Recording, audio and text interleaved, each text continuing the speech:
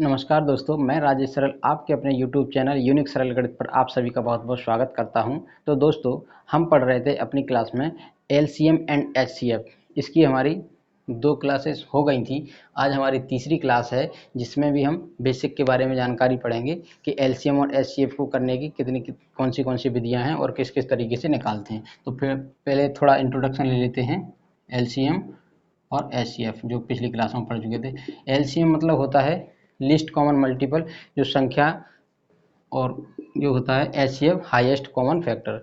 LCM में निकालते हैं वो छोटी से छोटी संख्या निकालते हैं जिसमें जो दी गई संख्या है उन सब का भाग चला जाए। HCF वो संख्या होती है, बड़ी से बड़ी संख्या बोलते हैं इसको, बड़ी से बड़ी संख्या होती है जिसका इन जो संख्या दी उनमें पूरा पूरा भाग चला जाए। तो ये होता है LCM और HCF। तो हम HCF के बारे में कुछ विधियां पढ़ ली थी हमने। एक गुणनखंड अभाज्य गुणनखंड विधि का है वो पढ़ी थी, जिसे सामान्य विधि भी कह सकते हैं। एक उत्तरोत्तर भाग विधि पढ़ी थी जिसमें एक संख्या से भाग देते हैं, फिर बचती है संख्या उससे देते हैं, फिर जो अंतिम भाजक होता है जब शेष पर शून्य हो जाए तो उसी को हम HCF बोल देते हैं। अब एक विधि है निम्नतम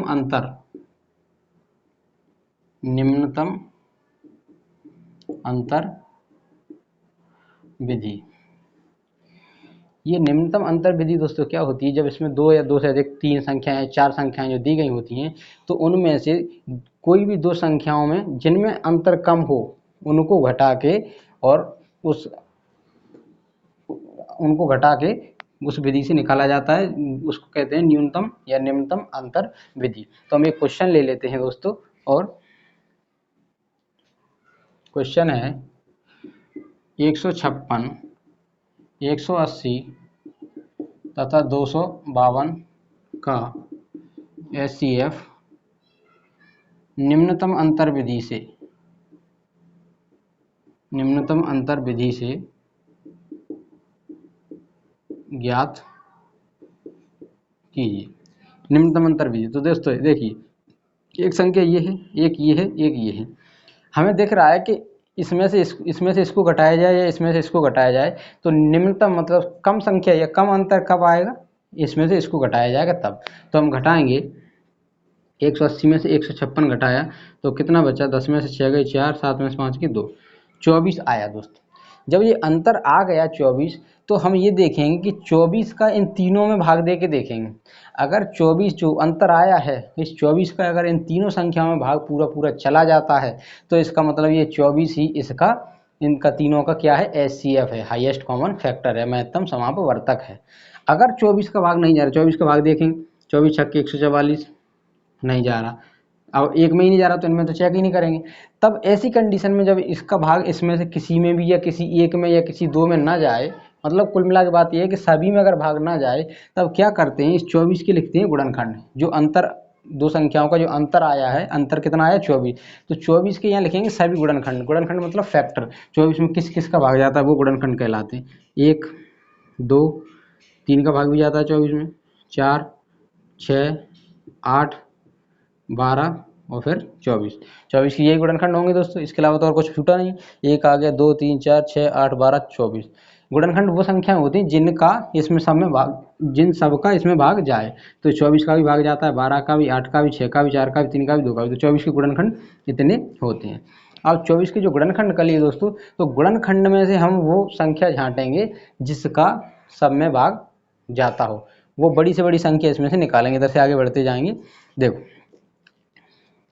1 का तो चला ही जाएगा, 2 का, 3 का भी जा रहा है, 4 का, 4 3 12, 4 9 36, और इसमें भी 4 का जा रहा है, 80 है लास्ट में। तो 4 6 24, 4 3 12, इसमें 4 का भी जा रहा है। अब 6 का, 6 कम 6 दूनी 12, 3 6 6 36, और 6 3 18, इसमें भी जा रहा है। 6 4 24, 6 दूनी 12, 6 का भी जा रहा है। 8 का, 8 7 वो 8 एकम 8,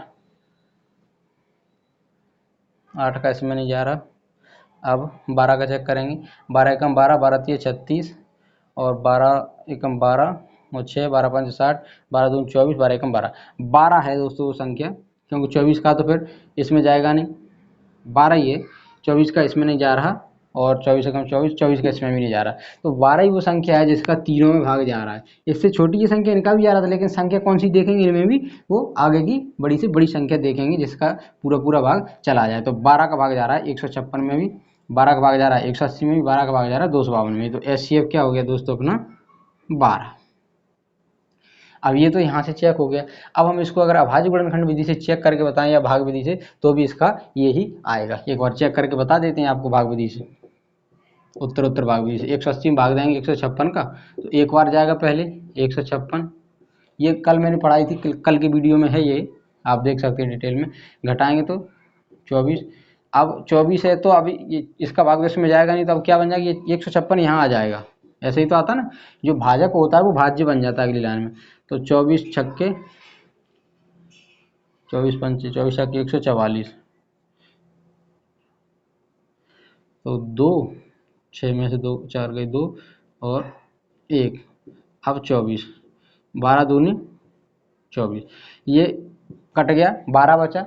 अब 12 का भी एक संख्या और बची है ना दोस्तों, ये वाली बची है, तो इसमें अब 12 का भाग देंगे। अभी पूरी समाप्त नहीं होने प्रक्रिया, ये 252 में 12 का भाग देंगे तो कितनी बार जाएगा, 12 दूनी 24, 5 में से 4 का 1 बचा, ऊपर से 2 उतारा, 12 एकम 12, 0। अब तो दोस्तों कोई संख्या यहाँ बची नहीं, तीन ही संख्याएं थी, तो यहाँ भी अंतिम भाजक 12, और 12 से यहाँ कोई छोटी संख्या फिर तो हुई नहीं, तो 12 ही है अंतिम भाजक। अंतिम भाजक क्या होता है, जिसके भाग देने पर उत्तर में या शेषफल में शून्य आ जाए वही अंतिम भाजक कहलाता है, वही अपना HCF होता है। तो यहाँ से भी सिद्ध हो गया आपका कि HCF आपका कितना है, इन तीन संख्याओं का 12 है।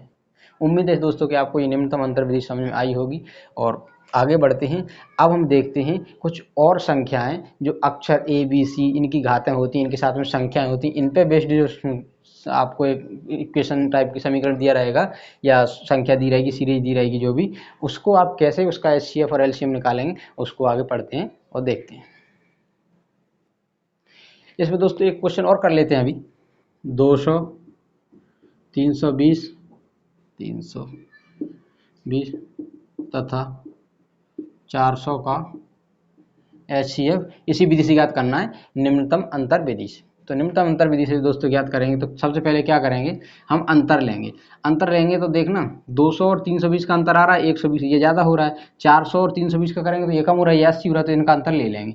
तो 400 माइनस 320, तो अंतर कितना आया दोस्तों, 80 आया, 80 आया।